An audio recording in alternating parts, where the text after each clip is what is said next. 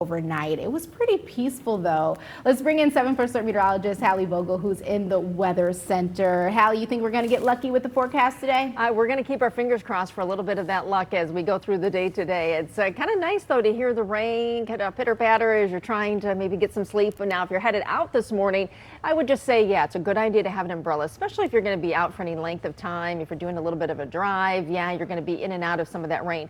Now, the heavier rain is going to be focused through the morning. So by the time we get into the afternoon, anything left will be pretty scattered as we go through the rest of the day. But temperatures will be falling from morning highs in the 50s to the 40s this afternoon, and just a cooler start to spring overall. And yes, spring is on that 7-day forecast. We'll talk about that in a few moments. Looking at the radar right now, anytime you see the brighter yellows and oranges, those are heavier downpours, and we're certainly seeing that more frequent from Saginaw, Lansing, back to the west toward Grand Rapids and Kalamazoo. Although you're seeing pockets of that heavier rain over areas through Lapeer, Livingston County, even sneaking into areas like Ann Arbor and westward.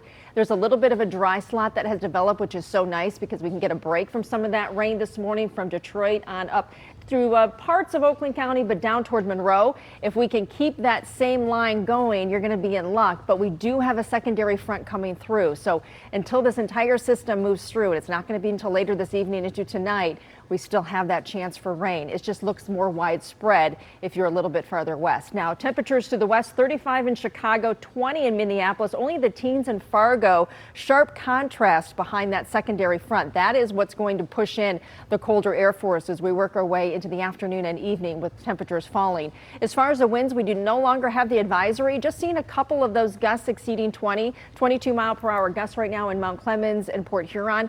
I do anticipate the winds to pick up a bit as we get into the afternoon. They'll shift more to the west as the front comes closer and moves through, but 10 to 20 sustained winds, and then we notice some of those gusts after about 10 or 11 o'clock closer to 30, and it stays kind of windy for at least the first part of the afternoon. So temperature at 56 degrees in Ann Arbor, raining in 54 in Pontiac, 50 up toward Port Sanilac. We reach our daytime highs this morning, and then temperatures will drop. But notice how the rain just kind of coming and going through the morning. We get to about lunchtime or noon, yes, close to parade time. We're hopeful that a lot of that will start to lift away. We just have maybe a few spotty showers in the mix.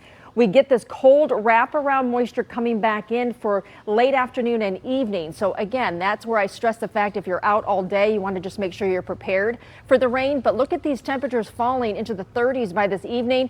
And what's left of this system may just change over to a few wet snowflakes. Better chance north of Detroit than anywhere else, but just kind of signifying that, yes, it is going to be much colder as it moves through, with temperatures in the 20s tonight. And then tomorrow, St. Patrick's Day, if you're celebrating your Monday, 47 for a high. Will be in the low 60s on Tuesday and Wednesday. So there is a nice rebound, but look what happens. There it is. Spring arrives on Thursday, and it's going to be much cooler in the low 40s.